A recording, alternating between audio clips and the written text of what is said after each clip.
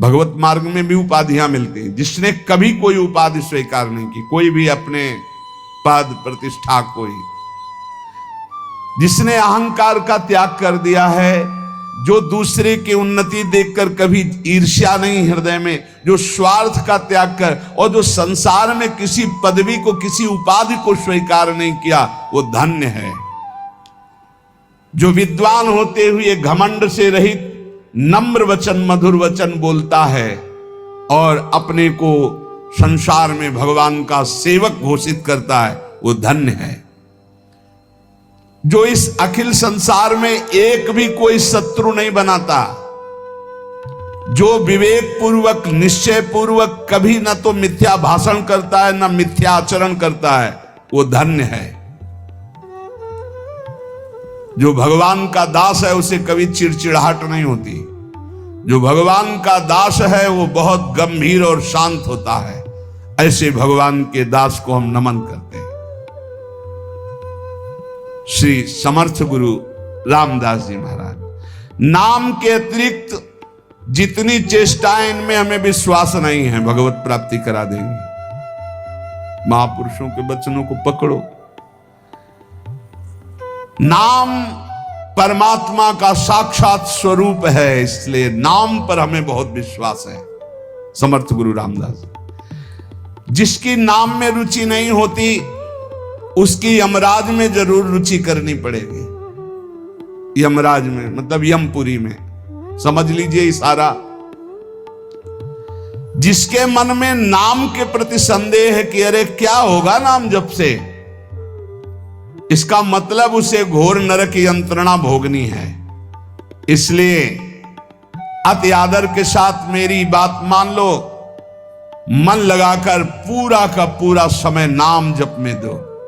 सेवाएं करते हुए नाम जप, मुख से नाम लो और शरीर से चेष्टाएं करो अपनी गृहस्थी विरक्ति की जो सेवाएं। जो ब्रह्म ज्ञान की केवल बातें बनाता है, बहुत समर्थ महापुरुष, इसलिए सबको ब्रह्म ज्ञान की केवल बातें करता है, बातें बनाता है, लेकिन उसमें स्थिति नहीं है, वो पापी पुरुष है। समर्थ गुरु रामदास जी की वाणी। जो ज्ञान की बातें केवल बघाड़ता है, स्थिति नहीं है, वो पापी पुरुष है। क्योंकि मन ही मन वो पापाचरण की बातें सोचेगा और शरीर से पापाचरण करेगा और वाणी से ज्ञान की बातें बघारेगा, वो पापी है। ऐसे मनुष्यों की बड़ी दुर्गति होती है। पीछे कहा विद्वान है, ज्ञान है, आचरण ठीक नहीं है तो क्या बना, बोले ब्रह्म राक्षस। मृत्यु ये नहीं देखती है कि ये बालक है कि जवान है कि बूढ़ा है, उदार है कि कंजूस है, मूर्ख है कि ज्ञानी है, सबके शरीर का नाश करती है। मृत्यु सुंदर से सुंदर, असुंदर से असुंदर, सबका नाश करती है।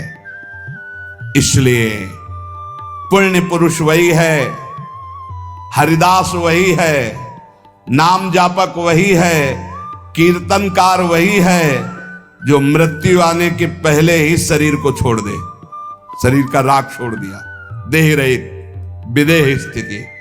इतना नाम जप करो कि मृत्यु आने के पहले ही शरीर राख खत्म हो चुका है।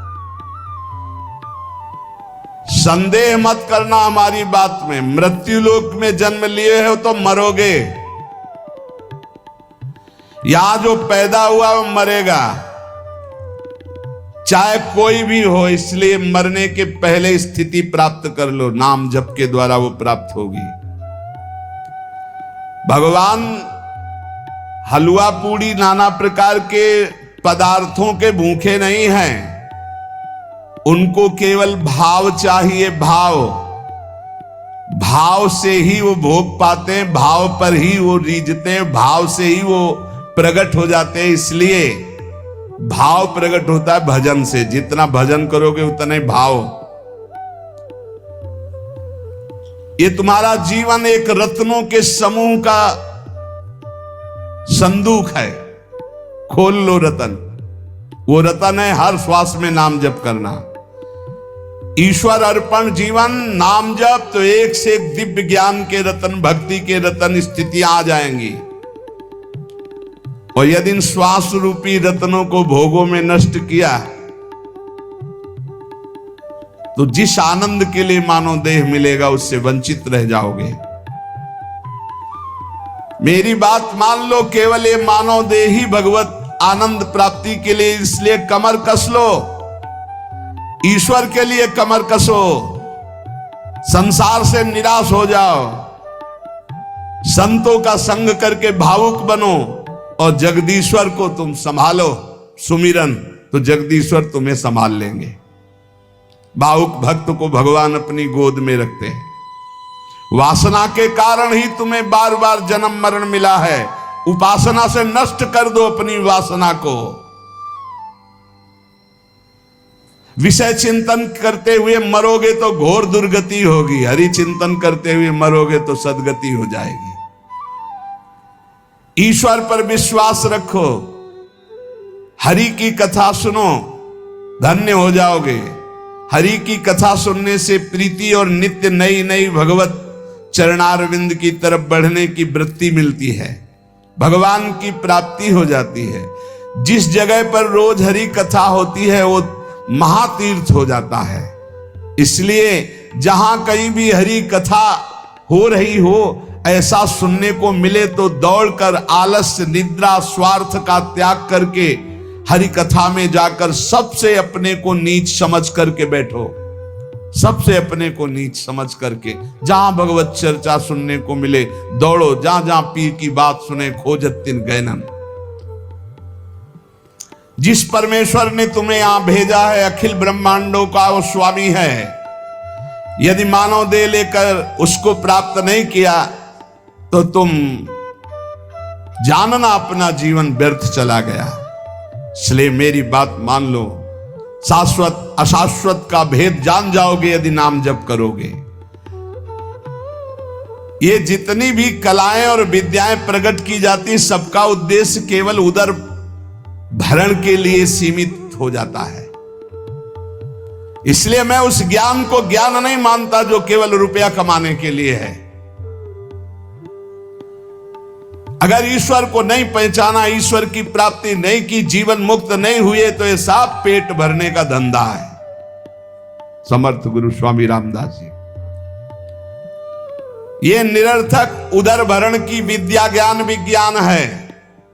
पेट भरने का, देश संरक्षण का, भोग विलासिता का। पेट भरने की विद्या को सद्विद्या नहीं कहते, पेट भरने की विद्या को ज्ञान नहीं कहते,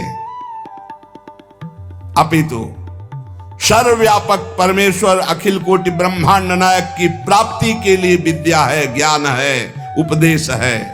हे सज्जनों, सावधान होकर इस विद्या का उपयोग भगवत प्राप्ति के लिए करो। सत्संग, प्रवचन, कथा, वार्ता ये भगवत प्राप्ति के लिए, पेट भरने का धंधा नहीं है। धन्य है वो नरदेह जो इसको प्राप्त करके भगवान की प्राप्ति कर लेते हैं।